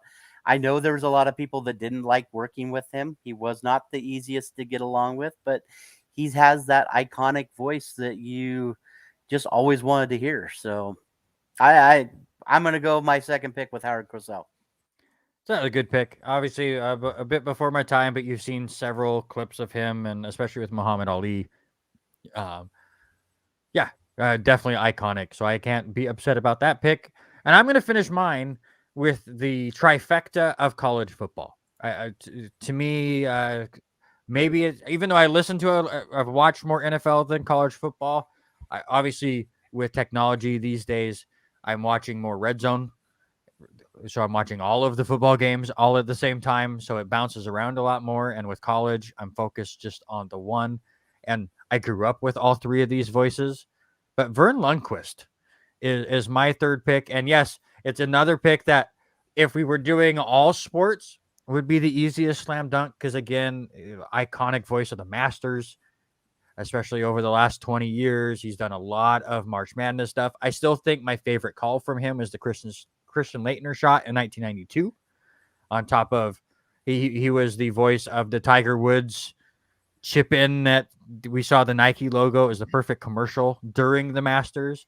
But just college football, yes, everyone wants to hate on the SEC, but Vern Lundquist is the voice of SEC football to me. So many Alabama games that we hear his voice, the old belly laugh that you get during the games or some big play, and he just can't help but chuckle through it.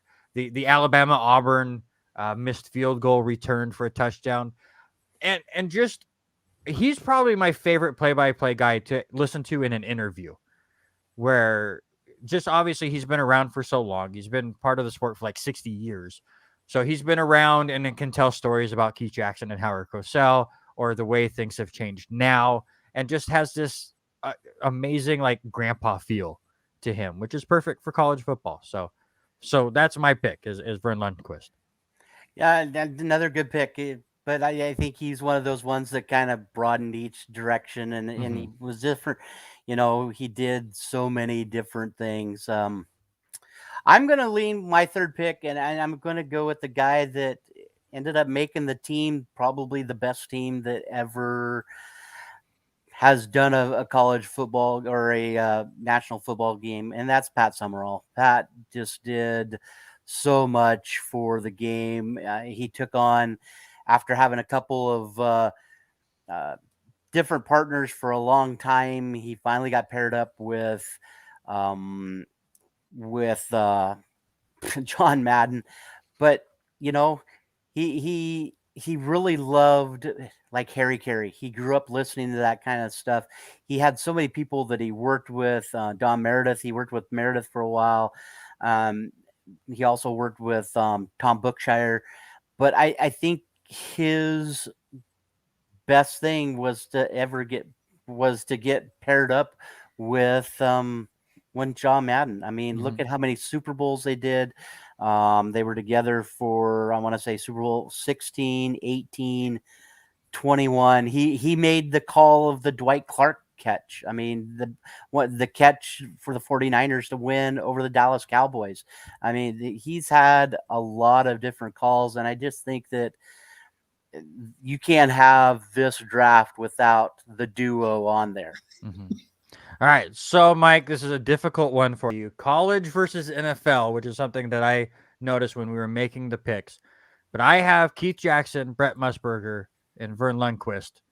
Robert has John Madden, Howard Cosell, and Pat Sumrall. Your thoughts on all six of these men, and then who wins this draft?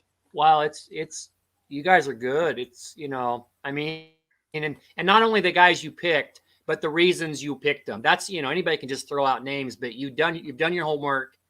Even if you weren't watching them live when they were doing games, you went back and watched. My two favorites of all of these are on one side or the other, Keith Jackson and Pat Sumrall. Most of the people who are really good announcers, color commentators, were players, but Pat Sumrall was a great play-by-play guy, and he was a great player. So that's a wash to me. John Madden, it's really good. Do you guys, when you have these contests, do you ever tie? No, you can't have a tie. That's why we brought in the judges, because Robert got really mad at me always saying I won. So. I think that Brent Musburger and John Madden really are a wash for different reasons. And I guess I have to lean to the Vern Lundquist over Howard Cosell, and that's why I make my decision to go with that direction. And again, none of these guys are bad. Mm-hmm. These guys all appeal to a certain audience. That's how I would go. And these drafts are always so tough when you're only picking 3 each, and there's so many fantastic people to choose from. Mike, I gotta ask, who is your favorite current guy right now that we didn't have on the list? Because yes, some of these guys are still calling games, but like as the new crew, who do you like to listen to now? Is it college or pro, or does it matter? Either. I really like Sean McDonough. And he gets some really big games, and I think the biggest one of his was that one Michigan State game a couple years ago where they muffed the punt and they ran it back, and his voice cracked, and he sounded like he was 8 years old. I mean, because it was genuine, and he was just talking about what happened, and all of a sudden his voice went really high. And I mean, anybody can YouTube that and listen. I can listen to that all day. I think he's really good. He's not about himself. It doesn't appear that his lines are prepared. He just calls the game. And then, boy, if your voice cracks, your voice cracks. And so I guess for him, for me, he would be good on the college. And I think on the NFL, I really like Ian Eagle, and I really liked it when Dan Fouts was with him. And I think it's Charles Davis now, who I think is fine. I guess my favorite pro guy would be Ian Eagle, and I guess my favorite college guy would be Sean McDonough. Robert, do you have anyone that you really look out for? Yeah, the one I really liked, and he's kind of stepped back away, is I really like Tirico. Mike Tirico did a great job for a long time, with football, but now he's not doing many games, if any games anymore. But I'm like Mike. I like Ian Eagle. There's something about that, and he's young. He's still got a lot of years. I think he's done a lot of Baltimore games for CBS, and so when I've had a chance to listen, he's just that kind of guy. I really like listening to him. If I had to pick a color analyst, there's something about some of these guys that know things and seeing things happen and moving. I kind of got intrigued with listening to Peyton Manning a couple of Monday nights ago, watching him break down a defense. And it was just crazy to see him dissect the defense as the quarterback. And I don't remember which game it was, but him dissecting it. I could easily see him going on maybe here in a few years and doing it for a year or two, or him jumping into coaching. I'm surprised he hasn't. I'm going to make it a triple pick. Ian Eagle is probably my favorite. Just his delivery is so smooth and fantastic. Color people, I'm a huge Kirk Herbstreit fan for the college games for ABC. I think he breaks it down fantastically well. And none of us have said it, and I just love the freshness of it. But I am still a huge fan of Tony Romo. And he has dialed it down a little bit from when he first started, but you can still hear the excitement anytime a play goes on. Like listening to him even yesterday in the Chiefs-Bengals game, and a big play goes on, you just hear him go, "Oh my goodness! Oh, this is so crazy!" And he can't help himself. We need more of that. I know a lot of people are starting to hate on like the Gus Johnson types, where he is so over the top all the time. But it just so happens that Gus Johnson always gets the crazy game, and his energy is so high that I absolutely love him too. I like the high energy stuff. I can never get to that level of energy, but I do my best. And it's there's a lot of really, really good people out there. Well, Mike, we appreciate you coming on and judging, even though you picked the wrong side of the board. But Sorry. it stayed with this. It stayed with the same pattern, though. Go Yes. figure. It's we've gotten guests in. Whoever has picked the category has lost, and who has had the first pick has won. So it's just staying in the same groove. So, Yep. But thank you for coming on, taking a couple minutes, jump on, and again from both of us, hats off on a great Yes. tournament. Zach had nothing but positive things, and I we've can't heard get lots it of off things. right, but there you go. But hats off to a well tournament. I'm looking forward already to the 10th annual AVISTA Holiday basketball tournament. Well, like I said, we got some things to work on. We're gonna make it even better. And thank you for your support. Thank you for being there. And we'll certainly be looping you in when we come up with some new and great ideas. All right, appreciate you, Mike. All right. Thank you. That's Mike Tatko. Thanks for having him on. So he does pick the wrong person, but what? So you picked the right person. College is the way to go. Yeah. So you're gonna get the selection of what we're gonna do this next week. So hopefully you pick something. I gotta come up with something where the first pick is not so obvious and Yeah. just runs away with it. I gotta brainstorm a little bit. So we got 8 minutes left in the show. I don't know what happened with all of it, but thanks to Mike and Zach for being two great guests and filling up a lot of time. So let's just burn through some of this stuff. College bowls, we're almost done. We're almost through the 736 of them that we have. Currently in the pick'ems with 2 games left, I have a 2-game lead. I am 24-13. You are 22-15.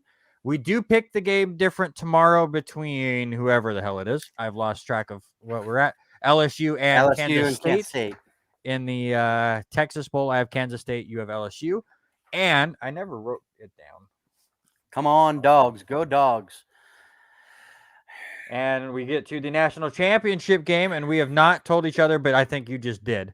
So your national championship pick is Georgia. I got Alabama. So you do have a chance to tie if you get both of those picks right.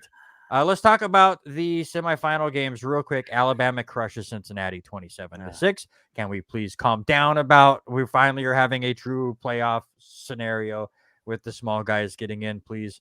They look completely outmatched. It was no chance. And Georgia then crushed Michigan, which I got wrong, 34-11. So 2 things that I've learned from this playoff scenario. While I still want the playoffs to expand a little bit, because I do think a playoff format is way better than 43 bowls. One, the little guy does not have to have a seat at the table. Now, Cincinnati earned their seat, but they don't belong in the same table as an Alabama or a Georgia. And I think that was proven.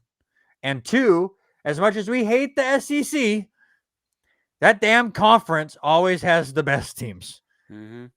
And you can't hate on it. No, I agree with the SEC is probably the dominant force. It's just what it is. But I was glad Cincinnati got there. Cincinnati has been, and this. I've been on Cincinnati for a couple of years. Yeah, I'm impressed with their offensive line, the way they play.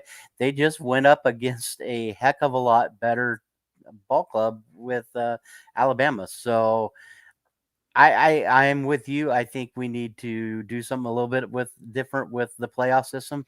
I'm all about expanding it to an 8-team thing. Let's run it. Do it. If Division III can figure it out, why can't? Yes.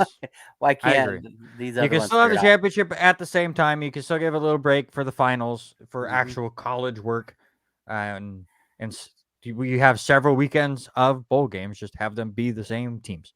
It's not that difficult. WSU does lose in their bowl game against Central Michigan. Obviously, a weird situation for both teams as both of their original bowls got canceled. They came together to at least get a game out there. and very little time to scout. But the Chippewas win that one 24-21. Delora leaves with an injury, but Gabalis looks pretty good in the second half. So give credit for WSU for coming back to have the ball with the chance to take the lead with 3 minutes to go, just unable to get that done. You said a minute ago, and I want your opinion on this, and you said his name, but Kirk Herbstreit's comments towards the players opting out. Do you feel the same with that? Yes, 100%.